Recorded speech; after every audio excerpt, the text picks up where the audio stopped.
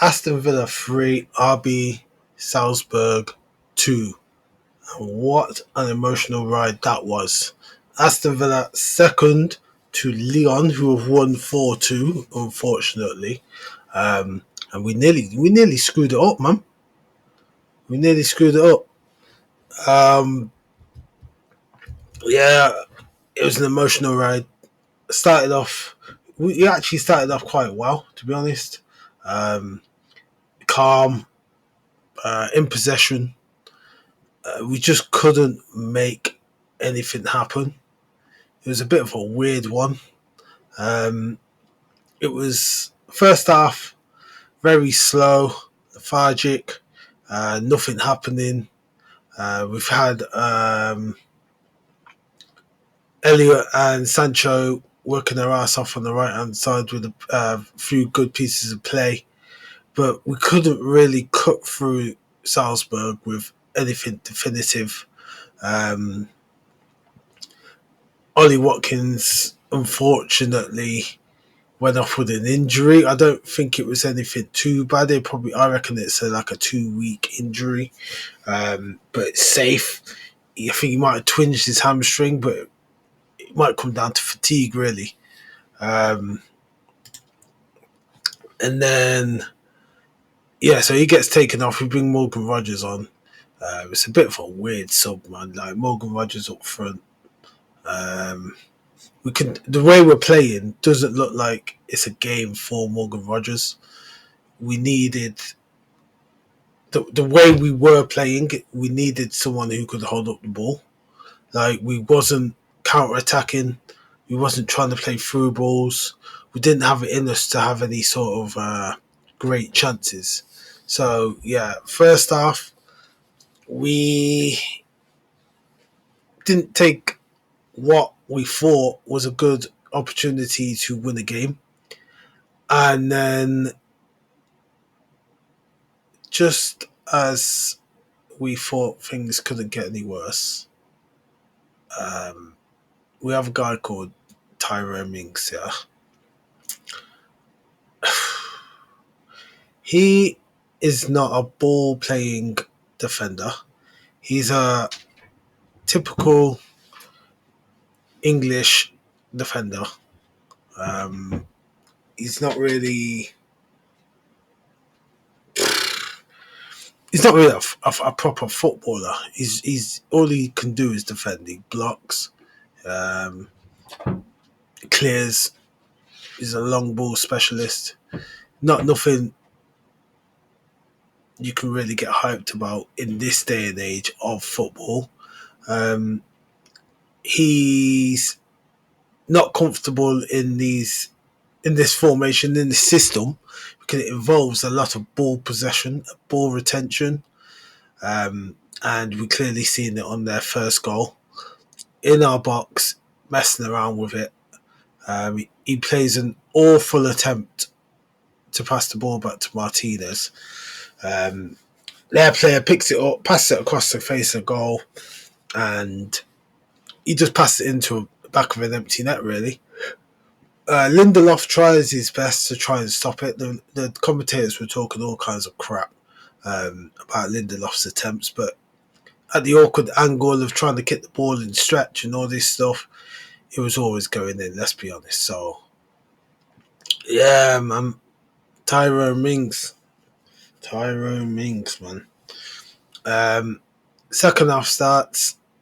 They've come out strong, closing us down, and they've hit us with another crap goal, really. It's just crap goals all over. Mings struggles to close down the player quick enough who's crossing it across the face of goal, and it just leads to an easy tapping into the net. Not anything special, just good wing play, shall I say, but bad defending. Then we decide to wake up. It's embarrassing that at 2-0, we then decide to wake up and start playing football. Like, what are we doing? Why does it take us to go 2-0 down to then come into a football game? And this is what I'm saying about Unai Emery when it comes to decision making. For some reason, he's got this thing where he makes a decision before the game. It comes to bite us back in the ass, and then he corrects his decisions to get us out of a sticky situation. And this can't keep happening if we want to be a team we want to stay in the Champions League positions, because we're not always going to be that team that's going to get ourselves out of a rut. So he needs to start making the correct choices from the start. Today, I'm not really sure what the correct choices were. We possibly could have upped the tempo a bit because, like I said, we were slow and lethargic. We didn't look like we were going to score at all until we turned the tempo up. We brought the kids on. So, yeah, that's another thing. He needs to start trusting in his youth. It's the youth today that have just bailed him out of an embarrassing loss. Yeah, not even an embarrassing loss, but an embarrassing draw as well. And he needs to do better. He needs to do better. Yeah, if we haven't got defenders, if we haven't got midfielders, if we haven't got strikers, we haven't got wingers, bro. We've got a whole youth system.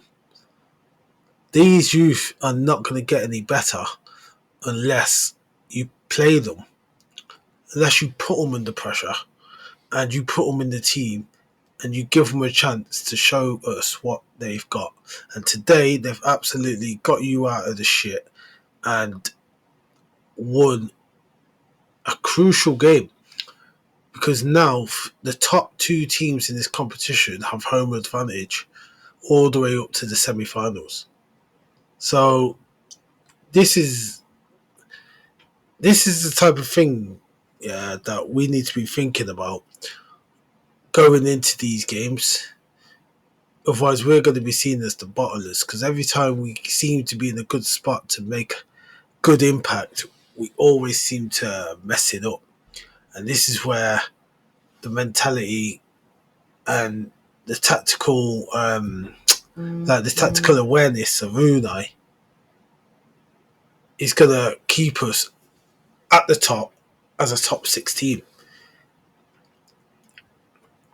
So he needs to learn to get it right the first time and trust in his youth, bro. Yeah.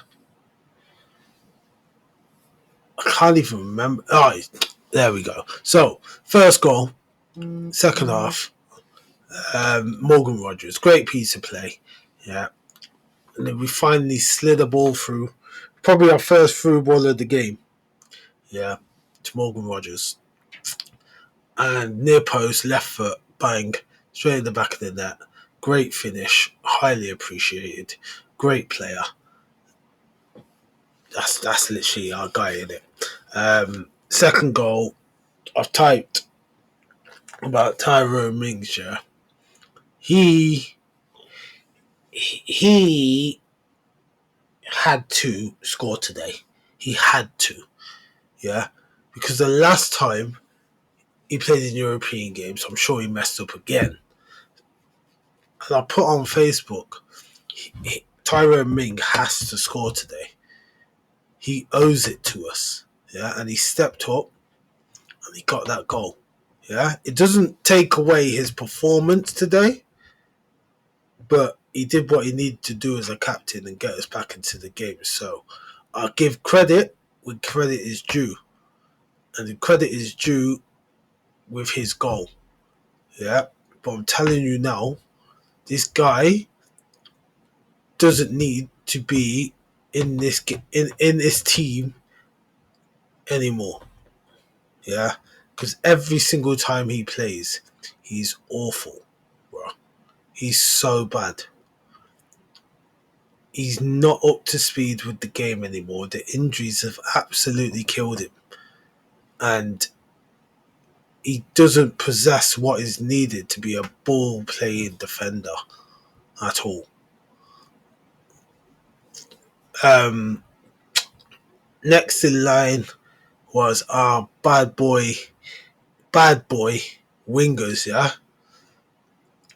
We got our bad boy wingers, yeah? We got Young and we got my guy, Juma Aloba, yeah? What a player. What a player. And I seen this from time back. This guy should have been in our team on the bench every single week, yeah? Every single week we should have been playing Juma Aloba, bro. To come in 15 minutes, come in 10 minutes, come in 5 minutes, get him on the pitch. He's oozing confidence, yeah. If you would have seen his socials, yeah, the way his mom and his family are so proud of him getting onto the pitch for his debut, man. Like, it's inspirational how the family is backing him to do well, and it shows how much he's trying hard by the effort that he's put in today to score us the winner. Yeah, I could not be happier for Jimmy Aloba. Yeah, he is our star boy. Remember, I told you he's our star boy, and you better believe that Jimmy Aloba is going on the back of a shirt. Bro, I'm getting it. Yeah, you remember that. I'm getting Jimmo Aloba on a shirt because he's a bad boy. Remember that. So he scores the winner. We go crazy and we go second in the league. Last but not least, who I've got on the back of my shirt? Jadon Sancho. Yeah? I told you from time. When this guy comes to my club, I am supporting him. Yeah? The support we are going to give him is going to go far, bro. Yeah? That's my guy. I know what Jadon Sancho can do with a football. Yeah? And ever since I got this shirt, we are unbeaten. We have won every game that I have worn this shirt. Yeah? Like Cassandra's wrote, imagine if you never changed the top. I changed this top to make us win, bro. This is for us. This is for us. Yeah? So, performance today was better than what he's done in a lot of other games, yeah? The link up between Sancho and Elliot is second to none. These guys look like they've played with each other for years. This is their first proper game together, man. Same times, same pitch, like starting together. And this is something that we can work on, we can grow with. This is the sort of pass and move we need, the spark. Just pay the money, man. Just pay the money, yeah? Get Elliot in my team. Man of the match. I'm not having anything else other than Elliot. At a push, Jimmer Aloba for scoring the winner goal. But today, Harvey Elliott is that guy. Yeah? He needs to play in the Aston Villa shirt week in and week out. As a backup, as a starter, as an injured player, as everything. Yeah, he needs to sign the contract, bro. Get man like Evan Gesson out of this team and get the money for Harvey Elliott. Sign the contract, bro. Sign the contract. Unai, don't mess this one up.